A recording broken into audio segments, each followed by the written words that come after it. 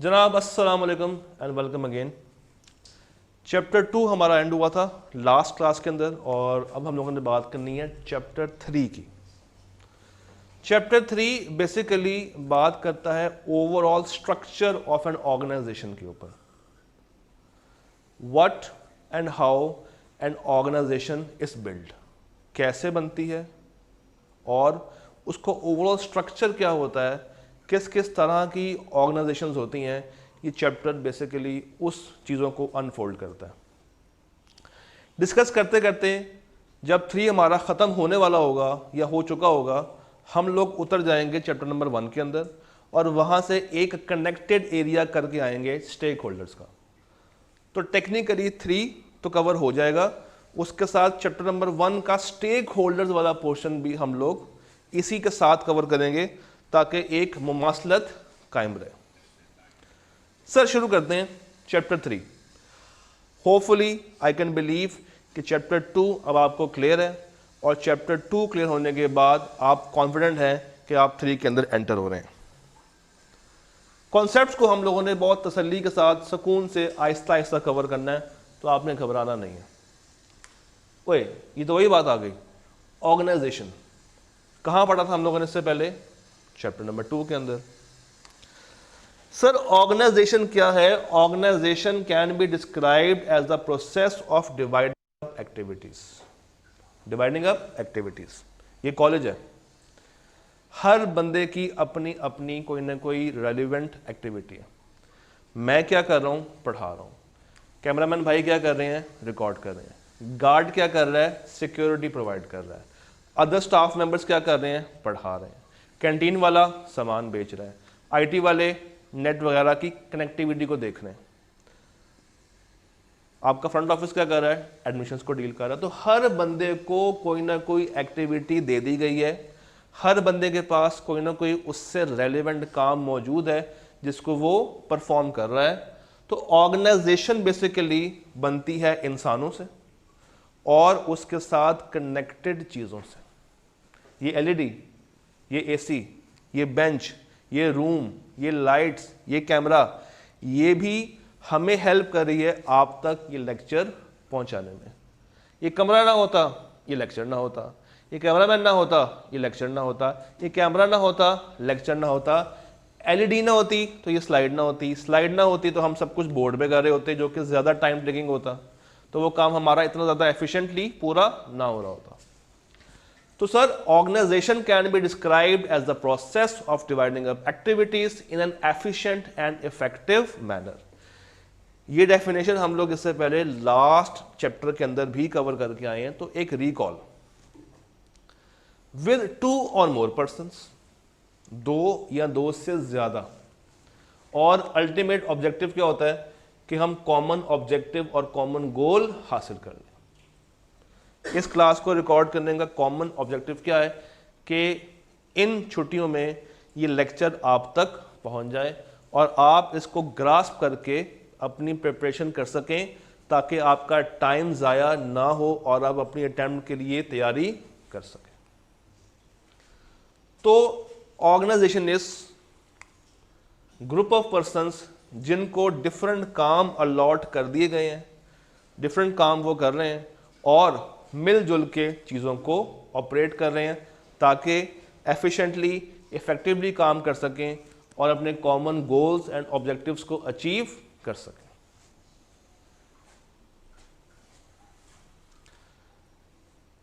Types of organisation थोड़ा बहुत हम रिलेट करेंगे चैप्टर नंबर 2 से ताकि एक सिंकिंग बरकरार रख सकें। सर कुछ होती हैं हमारे पास बिजनेस ऑर्गेनाइजेशंस जिसके अंदर कमर्शियल एक्टिविटीज रखने वाले लोग, इंडस्ट्रियल काम करने वाली इदारे, जिनका मेन ऑब्जेक्टिव क्या होता है? प्रॉफिट अर्न करना।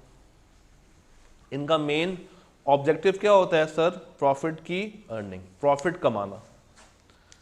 इनमें क्या क्या लोग शामिल हैं? कौन कौन से लोग शामिल हैं? Soul trader, partnership, limited companies, ये सारी बातें हम ऑलरेडी कवर कर चुके हैं। देन क्लब्स एंड सोसाइटीज जो कि कॉमन इंटरेस्ट के लिए काम करती हैं, इसके ऊपर भी हम लोगों ने डिटेल में बात चैप्टर नंबर 2 से कर रखी है। हल्का सा डिस्कस कर रहे हैं ताकि हम कहानी को नेक्स्ट स्टेज में डाल सकें। Then we have not for profit organization, जिसके अंदर अगेन एक होती है हमारे पास पब्लिक सेक्टर गवर्नमेंट वाली और एनजीओस, और उसके बाद एक डिफरेंस है between for profit and not for profit इदारों का। ये भी हम लोगों ने कवर किया था कि हर एक का पर्पस अलग है, फंडिंग अलग होती है, ओनरशिप अलग होती है और अकाउंटेबिलिटी अलग अलग होती है। भाई बिजनेस के लिए पर्पस क्या होगा? प्रॉफिट अर्न करना। उसके ओनर्स कौन से होते हैं? Normally share holders. फंडिंग कहाँ से आएगी? नए शेयर्स, प्रॉफिट्स या लोन्स। और वो अकाउंटेबल किसको है? ओनर्स को। और अगर मैं बात करूं एनएफपीओ की, नॉट फॉर प्रॉफिट की, तो पर्पस क्या है? इंसानियत की भलाई, बेनिफिट टू पब्लिक देना। ओनरशिप गवर्नमेंट या मेंबर्स। फंडिंग कहाँ कहाँ से आती है? गवर्नमेंट ग्रांट या डोनेशंस। और अकाउंटेबिलिटी किसको होती है? गवर्नमेंट को या मेंबर्स को। तो अगेन एक डिफरेंस दोबारा से बता दिया है ताकि आप लोग मज़ीद इस चीज़ को अच्छे से कवर कर सकें, ग्रास्प कर सकें। सर अब हम इसको फॉर्मली स्टार्ट करते हैं। इस वक्त स्क्रीन के ऊपर आपको कुछ लिखा हुआ नजर आएगा।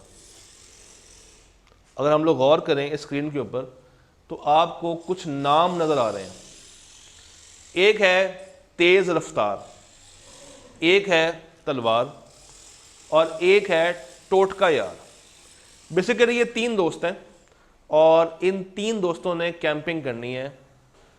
एक का नाम क्या है? मिस्टर तेज रफ्तार, एक है तलवार और एक है टोटका यार। तो तीन लोग, तीनों के नाम टी से स्टार्ट होते हैं। अब आपको पता है जब आप लोग कैंपिंग करने के लिए जाते हैं तो नॉर्मली क्या होता है, आप लोग दरख्त वगैरह काटते हैं, वुड कटिंग करनी है, हंटिंग करनी है और कुकिंग भी करनी है, खाना भी तो खाना वहाँ पे जाके। तो तीन दोस्त गए कैंपिंग करने के लिए, जहाँ पे जाके इन्होंने क्या करनी है? वुड कटिंग, हंटिंग और कुकिंग। सबसे पहले बात करते हैं तेज़ रफ्तार की। अगर आपको ये मिसाल समझ आ जाए तो बहुत सारी बातें आप ऑटोमेटिकली क्लियर कर लेंगे। फर्स्ट इज तेज़ रफ्तार। नाम से जाहिर है कि ये वो शख्स होगा जिसके पास भागने की ताकत ज़्यादा है, जो कि एक अच्छी स्पीड से भाग सकता है। ये गया जंगल में लकड़ियाँ काटने, वुड कटिंग करने। अब इसके हाथ इतने स्ट्रांग नहीं थे मगर टांगे स्ट्रांग थी, तो इसको वुड काटने के लिए लगे 3 घंटे। 3 घंटे में इसने लकड़ियाँ काटी और ला के रखी, जिसको इसने इस्तेमाल करना है बाद में कुकिंग करने के लिए। अच्छा, लकड़ियाँ तो काट ली। अब उसको याद आया मैंने पकड़ना है जानवर, हिरन। तो भाई देखने लगे कि हिरन कहाँ कहाँ पे पाया जाएगा, और इनको एक हिरन मिला जिसको भाई ने फ़ौरन से भाग के 2 घंटे के अंदर अंदर पकड़ लिया। चूँकि इसकी रफ्तार तेज़ है, इसका नाम भी तेज़ रफ्तार है, तो भागने की कैपेसिटी ये ज़्यादा रखता है। इसने वो नॉर्मल काम जो बाकियों ने 3 घंटे में करना है, हंटिंग वाला, इसने 2 घंटे में कर लिया। क्यों? इसकी भागने की कैपेसिटी क्या है? ज़्यादा एज़ कम्पेयर टू अदर्स। तो 2 घंटे में जाके भाई ने हंटिंग पूरी कर ली। बारी आई खाना बनाने की, भाई के हाथ पांव फूल गए। इनको तो खाना बनाना आता ही नहीं है। ये तो आज तक बचपन से लेके अब तक घर में बैठ के बस कहते आए हैं अम्मी मुझे खाना दो, अम्मी मुझे खाना दो। इन्होंने तो कभी किचन की राह भी नहीं देखी होगी। तो तेज़ रफ्तार भाई को जब कुकिंग करने को मिली तो उनको लग गए 4 घंटे। उनको लग गए 4 घंटे। तो 3 घंटे में वुड कटिंग की, 2 घंटे में भाई ने हंटिंग की और 4 घंटे लग गए इनको कुकिंग करने में। कुल मिला के हमारे पास जो टाइम आएगा 3 + 2 5 + 4 9 घंटे लग गए तेज़ रफ्तार भाई को। 9 घंटे लग गए तेज़ रफ्तार भाई को। 3 घंटे लगे वुड कटिंग में, 2 लगे हंटिंग में और 4 लगे कुकिंग में। कहानी बदलती है, किरदार बदलते हैं। लेट्स टॉक अबाउट मिस्टर तलवार। मिस्टर तलवार, अब अगेन नाम से जाहिर है ये वो शख्स हैं जिनके पास हाथों की स्किल ज़्यादा है। उनके आर्म्स, फोर आर्म्स, बाइसेप्स ये स्ट्रांग है। इसका मतलब है कि वुड कटिंग में जहां पे लग रहे हैं 3 घंटे 4 घंटे नॉर्मली, इन्होंने वो वुड कटिंग कर ली 2 घंटों में, इन्होंने वो वुड कटिंग कर ली 2 घंटों में। मगर ये तेज रफ्तार की तरह तेज नहीं भाग सकते, तो हंटिंग करने के लिए जब ये जाते हैं तो इनको जनाब लग जाते हैं 4 घंटे। जब ये हंटिंग करने के लिए पहुंचे, जब हिरन का पीछा कर रहे थे, इनके हाथ तो तेज हैं मगर टांगे तेज नहीं हैं, तो वहां पे लग गया टाइम 4 घंटे का। बड़ी मुश्किल से इन्होंने कोई ना कोई जानवर पकड़ लिया और की कुकिंग, जिसमें लगे अगेन 3 घंटे। क्यों? इतनी ज़्यादा एक्सपर्टी कुकिंग के अंदर इनकी नहीं थी। तो अगेन अगर हम काउंट करें 2 4 6 और 3 9 घंटे इनको भी लगे हैं, 9 घंटे ऊपर तेज रफ्तार भाई को भी लगे थे। अब आते हैं टोटका यार। टोटका यार अगेन नाम से ज़ाहिर है इनको मुख्तलिफ टोटकों का पता होगा। ज़ुबैदा आपा के लेक्चर, ज़ुबैदा आपा की डॉक्यूमेंट्रीज़, उनकी जो किस्तें होती हैं खाने पकाने वाली, बहुत शौक से देखते हैं। इनको कुकिंग में लगने हैं सबसे कम टाइम, दैट इज़ 2 आवर्स। मगर उससे पहले ना इनके पास वुड कटिंग की स्किल है, ना इनके पास हंटिंग की स्किल है, ना इनके बाजू स्ट्रॉन्ग है और ना इनकी टांगे स्ट्रॉन्ग है। तो वुड कटिंग में लगे 4 घंटे, हंटिंग में लगे 3 घंटे, अगेन कुल मिला के 9 घंटे, कुल मिला के 9 घंटे। अगर गौर किया जाए तो यहां भी लग रहे हैं 9 घंटे, यहां भी लग रहे हैं 9 घंटे और यहां भी लग रहे हैं 9 घंटे। ये तीनों इंडिविजुअली काम कर रहे हैं, ये तीनों इंडिविजुअली काम कर रहे हैं। तो तीनों को 9 घंटे इंडिविजुअली अलग अलग काम करना पड़ रहा है। अब जी, इन तीनों ने इंडिविजुअली काम किया, इंडिपेंडेंटली काम किया और हर एक को लगे 9 घंटे। अभी ये एक ऑर्गेनाइजेशन नहीं है। क्यों? इंडिविजुअल काम हो रहा। अगर मैं इन तीनों को मिला दूं और तीनों से कहा जाए कि तेज रफ्तार तुमने करनी है हंटिंग, तलवार तुमने करनी है वुड कटिंग और टोटका यार तुमने करनी है कुकिंग, तो एक बंदा चल पड़ा हंटिंग के लिए, एक बंदा चल पड़ा वुड कटिंग के लिए और एक बंदा चल पड़ा कुकिंग के लिए। इट मीन्स कि तीनों वो काम कर रहे हैं जिनमें वो एक्सपर्टीज रखते हैं, तीनों वो काम कर रहे हैं जिनमें वो क्या रखते हैं? एक्सपर्टीज रखते हैं। This is called collectively an organization. अब अगर ये तीनों इकट्ठे जा रहे हैं, इकट्ठे कैंपिंग कर रहे हैं, तो पहले 9 घंटे इसके ज़ाया, 9 इसके ज़ाया, 9 इसके ज़ाया, कुल मिला के 27 घंटे लग रहे थे। अब क्या लगेगा? 3 घंटे में हंटिंग, 3 घंटे में वुड कटिंग, 3 घंटे में कुकिंग, कुल मिला के 9 घंटे, कुल मिला के 9 घंटे। और जब इन्होंने एक ही काम बार बार करना है, बार बार करना है, तो टेक्निकली क्या होगा? आहिस्ता आहिस्ता अपने इस काम में ये लोग स्पेशलाइज हो जाएंगे और वो काम ऑटोमेटिकली 3 से कम होके 2 पे, 2 से कम होके घंटे पे आ जाएगा। तो अब क्या लगेगा? अगर 2-2 घंटे भी हो जाएं आफ्टर स्पेशलाइजेशन तो सिर्फ 6 घंटे। ये होता है फ़ायदा एक ऑर्गेनाइजेशन का। जब हम लोग क्या करते हैं, एक्टिविटीज़ को डिवाइड कर देते हैं इन an efficient and effective manner, ताकि हम एक ऐसा सिस्टम बना सके जिसमें 2 या 2 से ज़्यादा लोग आपस में कोऑपरेट कर रहे हों, मिलजुल के चल रहे हों, आपस में कोऑपरेट कर रहे हों, मिलजुल के चल रहे हों। This is called an organization. तो ये 2 से ज़्यादा लोग आपस में मिलजुल के ऑपरेट कर रहे हैं ताकि काम ज़्यादा इफेक्टिवली और एफिशिएंटली हो जाए। तो सर ये क्या है? एक ऑर्गेनाइजेशन। 27 घंटे का काम कम होके आ गया 9 घंटों पे, और after their specialization, their expertise, ये मज़ीद कम होके 6 घंटे 5 घंटे टाइम तक भी आ सकता है। अब लेट्स टॉक अबाउट एक एंटरप्रेन्योर।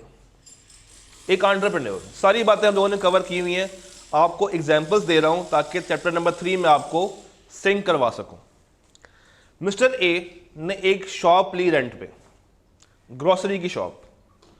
मिस्टर ए ने एक शॉप ली रेंट पे, ग्रोसरी की शॉप थी, और उन्होंने उस छोटी सी शॉप में कुछ सामान डाला, कुछ दालें, कुछ चावल, आटा, चीनी, थोड़ा बहुत दूध, बॉटल्स। ये एक छोटी सी शॉप में अपने काम को सेटअप करके बैठ गए। क्या ये पार्टनरशिप है? नहीं। क्या ये कंपनी है? नहीं। ये क्या है? एक एंटरप्रेन्योर, एक सोल प्रोप्राइटर, एक इंडिविजुअल बिजनेस। इसे कहते हैं एंटरप्रेन्योरियल स्ट्रक्चर। क्या कहते हैं इसको? Entrepreneurial structure. Entrepreneurial structure. इसमें एक बंदा वो काम कर रहा है अकेला, और शायद उसकी सपोर्ट को कुछ एक आधे एम्प्लॉयज़ मौजूद हो। अब छोटी सी शॉप में कितने एम्प्लॉयज़ वो बेचारा अफोर्ड कर सकता है? 2, 3, 1। तो मिस्टर ए ने एक शॉप ले ली रेंट के ऊपर, छोटी सी शॉप है, और ये अपना बिजनेस कर रहे हैं कुछ 3-4 एम्प्लॉयज़ के साथ।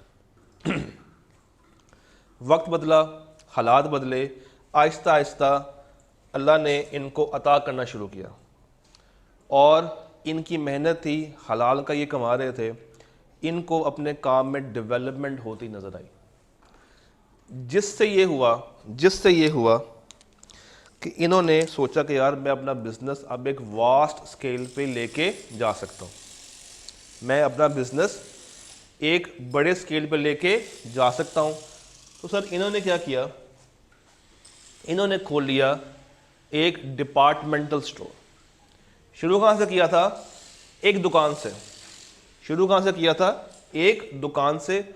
और अब इनके बिजनेस को 4 चांद लग गए हैं, और इन्होंने एक डिपार्टमेंटल स्टोर खोल लिया। एक ऐसा स्टोर जिसमें डिपार्टमेंट्स हैं। भाई दालों के लिए अलग जगह, चावलों के लिए अलग जगह, आटे के लिए अलग जगह, क्रॉकरी के लिए अलग जगह, कॉस्मेटिक्स के लिए अलग एरिया है, फल सब्जी के लिए अलग एरिया है, बोटल्स के लिए एक अलग एरिया। डिपार्टमेंट्स बना लिया, या हम इसको प्यार से कहते हैं फंक्शंस बना लिए। क्या बना लिए? फंक्शंस बना लिए, डिपार्टमेंट्स बना लिए, कि आप डिफरेंट डिपार्टमेंट्स में जाके डिफरेंट चीज़ें खरीद सकते हैं। हर डिपार्टमेंट में सिर्फ उससे रेलेवेंट सामान ही मौजूद है। इसको हम कहते हैं डिपार्टमेंटल स्टोर, और इन द फॉर्म ऑफ स्ट्रक्चर हम इसको कहते हैं डिपार्टमेंटलाइजेशन। ये थी एंटरप्रेन्योरियल स्ट्रक्चर, ये है डिपार्टमेंटलाइजेशन स्ट्रक्चर। डिपार्टमेंट्स बना लिए हैं, या इसको हम फंक्शनल स्ट्रक्चर भी बोलते हैं। क्या बोलते हैं?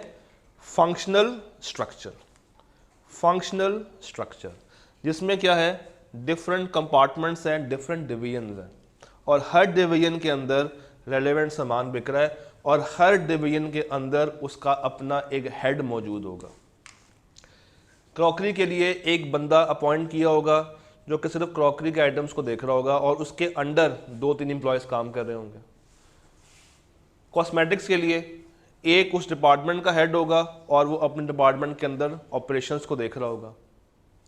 अब जो ये मिस्टर ए ओनर था, ये हर डिपार्टमेंट के हेड से पूछेगा कि बताओ तुम्हारे डिपार्टमेंट में क्या मसला आ रहा है, तुम्हें किस चीज़ की ज़रूरत है। उनसे पूछेगा कि हम मज़ीद क्या इसमें ऐड कर सकते हैं, कैसे अपना प्रॉफिट मैक्सिमाइज कर सकते हैं, कैसे अपनी सेल्स मज़ीद बढ़ा सकते हैं, कैसे मज़ीद तरक्की कर सकते हैं। तो सर कहानी शुरू हुई थी एक दुकान से, और कहानी कहाँ पे आगे पहुँच गई है? एक पूरे डिपार्टमेंटल स्टोर पे। वक्त ने फिर से टर्न लिया, और अब ये भाई इतने अमीर हो गए हैं कि लाहौर के अंदर 1 से ज़्यादा डिपार्टमेंटल स्टोर्स खोल के बैठ गए। कहानी शुरू हुई थी एक दुकान से, एक छोटी सी दुकान से। उस दुकान को रिप्लेस किया एक जगह पे एक डिपार्टमेंटल स्टोर ने, और अब लाहौर में ही 1 से ज़्यादा इनकी ब्रांचेस हैं। एक से ज़्यादा इनकी ब्रांचेस खुल गई हैं। DHA के अंदर भी इनका एक स्टोर है, करीम ब्लॉक के अंदर भी इनका स्टोर है, फैसल टाउन में भी एक इनका स्टोर है, मॉडल टाउन में भी एक इनका स्टोर है, लिबर्टी में भी स्टोर है। तो अब ये डिफरेंट ब्रांचेस को ऑपरेट कर रहे हैं। कौन? Mister A. ये कौन थे? ओनर। तो अब क्या होगा, हर एरिया में एक अलग डिपार्टमेंटल स्टोर कायम हो जाएगा। हर एरिया में एक अलग डिपार्टमेंटल स्टोर कायम हो जाएगा। और अब चूंकि मिस्टर ए खुद हर जगह पे मौजूद नहीं है, तो ओवरऑल डिपार्टमेंटल स्टोर का एक मैनेजर अपॉइंट हो जाएगा। उस मैनेजर के अंडर डिफरेंट डिपार्टमेंट्स होंगे, उन डिपार्टमेंट्स के डिपार्टमेंटल हेड्स होंगे, और डिपार्टमेंटल हेड्स के under different set of employees काम कर रहे होंगे। This is called divisional structure. This is called divisional structure. Divisions बन गई है ना, DHA डिवीजन अलग कर दी, करीम ब्लॉक अलग कर दी, फैसल टाउन अलग कर दी। ये क्या है? Divisional structure. ये क्या है? डिपार्टमेंटलाइजेशन। इसका मतलब है कि डिविजनल स्ट्रक्चर कब बनता है? जब एक से ज्यादा डिपार्टमेंटलाइजेशन हो जाए। जब एक से ज्यादा डिपार्टमेंटलाइजेशन हो जाए तो हमें कौन सा स्ट्रक्चर बनाना पड़ता है? हमें बनाना पड़ता है divisional structure. Divisional structure done. अब जरा पढ़ लेते हैं। सबसे पहले entrepreneurial organization, entity that is managed by its entrepreneur, यानी कि ओनर। वो एंटिटी जिसको कौन मैनेज कर रहा है? उसका ओनर। ओनर ने सारे के सारे मेन डिसीजंस लेने हैं और किसी को डेलीगेट नहीं करता। अगर आप गौर करें तो ये वही बातें हैं जो कि इंडिविजुअल की या सोल प्रोप्राइटर की थी। तमाम तर डिसीजन मेकिंग किसकी है? इसकी अपनी। एंटिटी इज ऑर्गेनाइज्ड और कोई फॉर्मल मैनेजमेंट एग्जिस्ट नहीं करती। वही बंदा है, उसके नीचे कुछ एक आधे दो एम्प्लॉयज हैं, जब मर्जी आए जब मर्जी जाए, कोई उससे पूछने वाला नहीं है। ऑपरेशंस प्रोसेसेस सिंपल होंगे और नॉर्मली ये सिर्फ कुछ ही लोगों को सर्विसेज प्रोवाइड कर पाएंगे एक टाइम पे।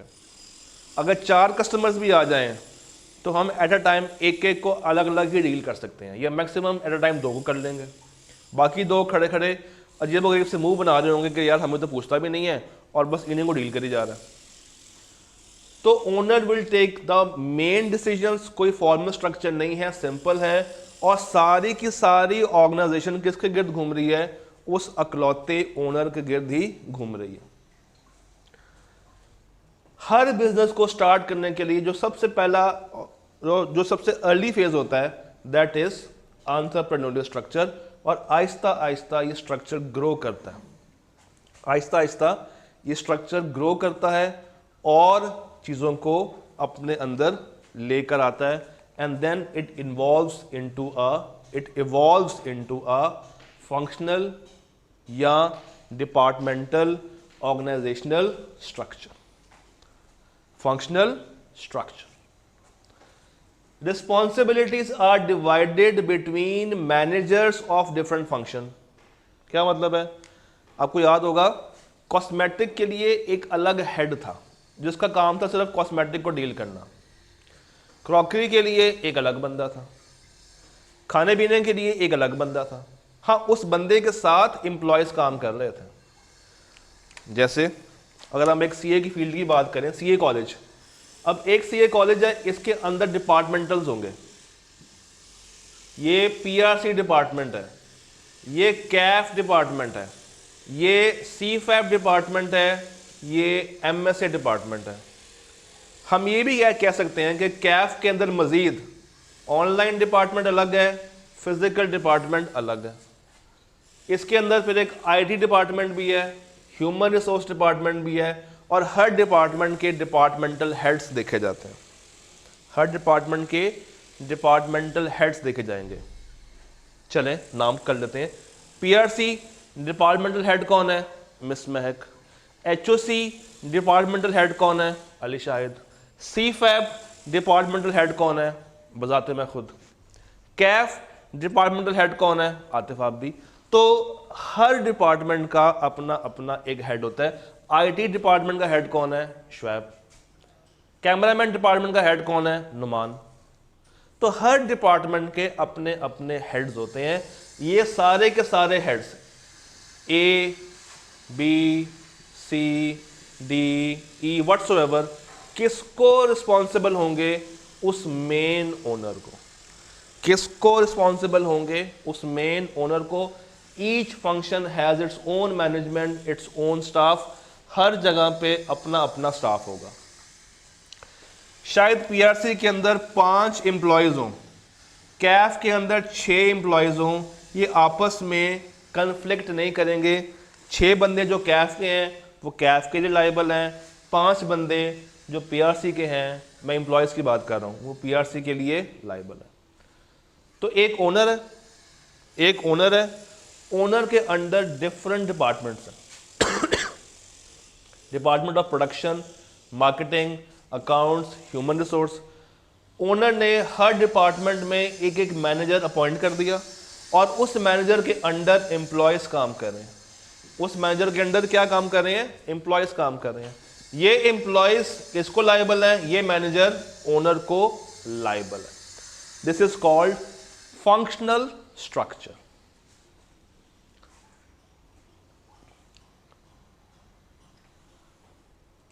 देन डिविजनल, आपको याद होगा डिफरेंट डिपार्टमेंटल स्टोर्स पूरे लाहौर में फैल गए थे।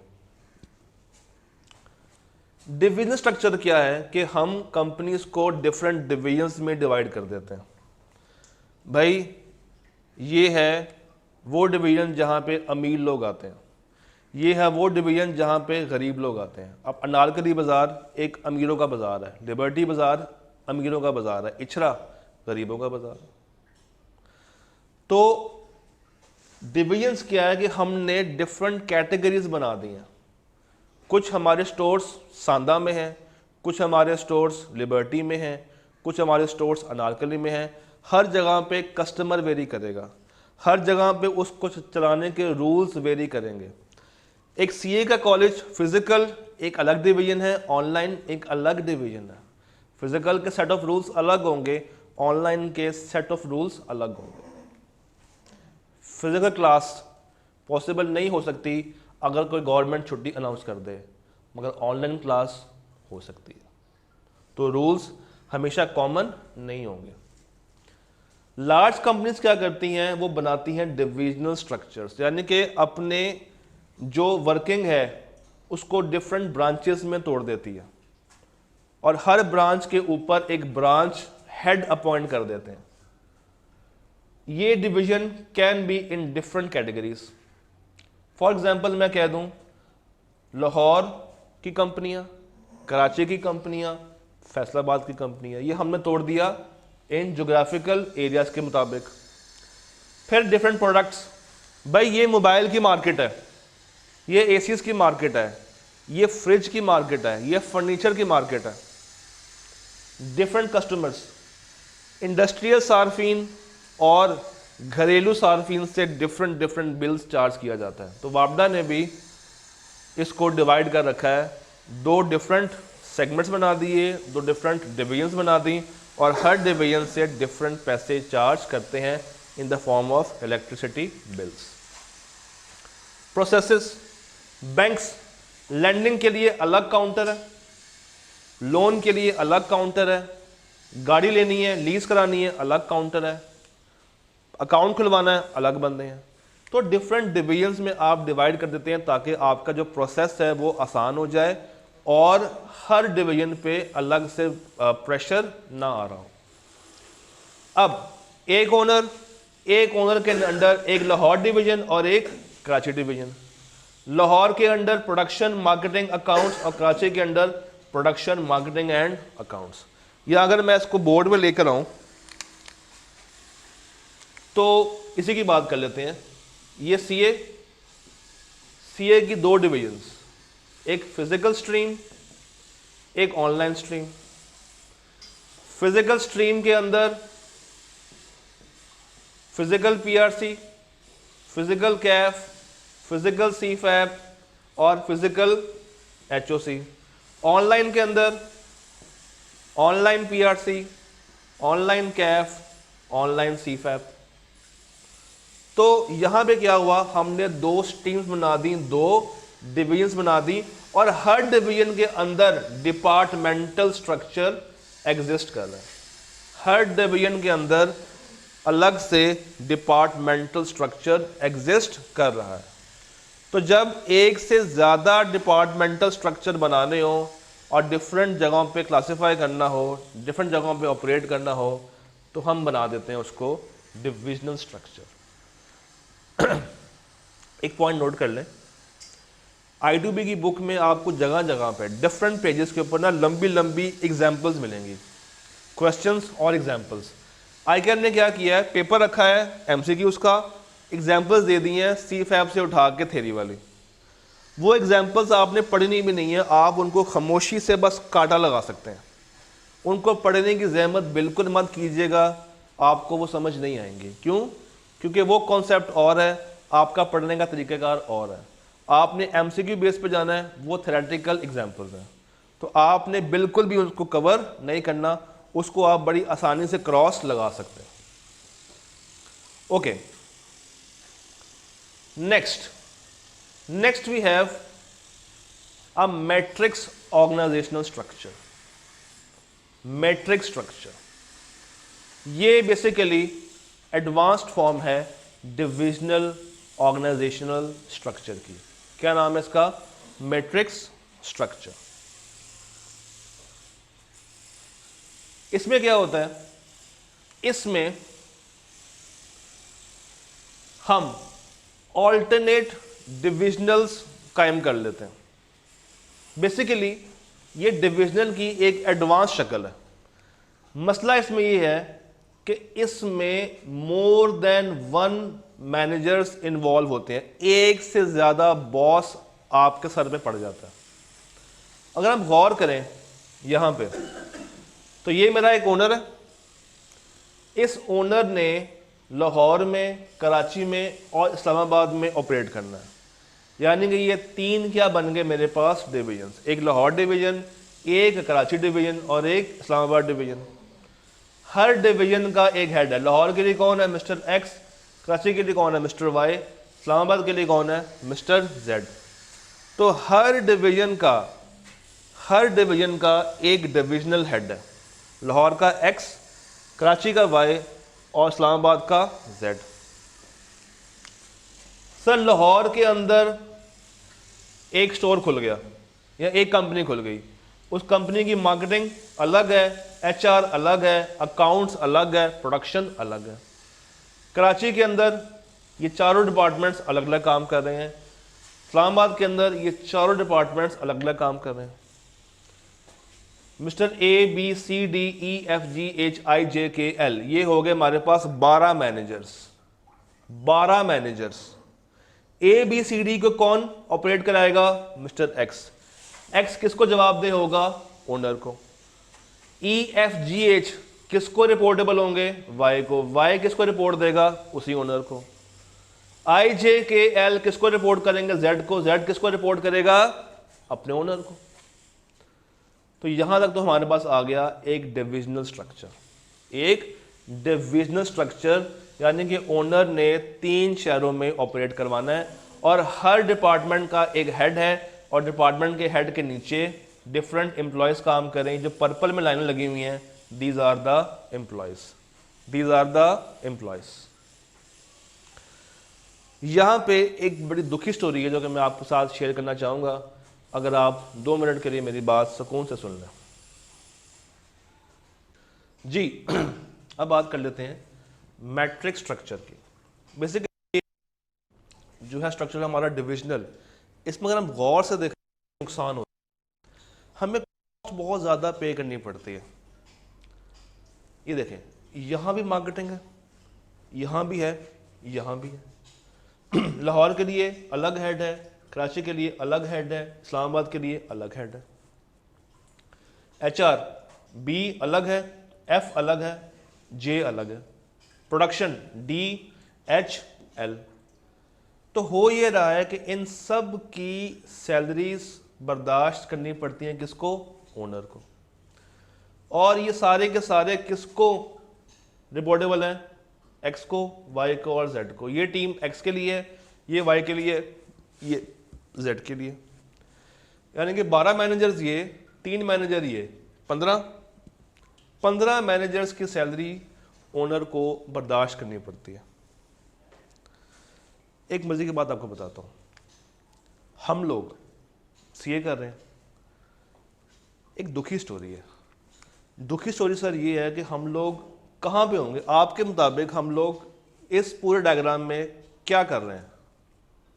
हम लोग कहाँ पे क्लासिफाई करेंगे खुद को?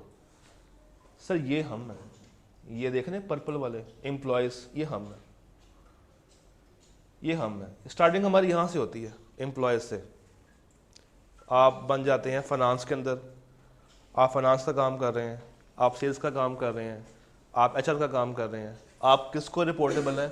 ऊपर वाले बंदे को, और वो ऊपर वाले को, और वो ओनर को। सिर्फ किताबी नॉलेज लेना काफ़ी नहीं है, आप में कोई ना कोई स्किल्स होनी चाहिए कोई ना कोई स्किल्स होनी चाहिए। जब तक आप ये स्किल डेवलप नहीं करेंगे खुद के अंदर, आप कभी भी ऊपर के लेवल को अचीव नहीं कर सकते। बिज़नेस अगर आपने करना है, अगर आपने बिज़नेस सीखना है, तो आपको इन तमाम एस्पेक्ट्स को सीखना पड़ेगा कि लीडरशिप कैसे होती है, कल्चर क्या होता है, नेगोशिएशन क्या है, कंपनियां किस तरह चलाई जाती हैं, किस तरह डीलिंग की जाती है, किस तरह कॉन्ट्रैक्ट बनाए जाते हैं।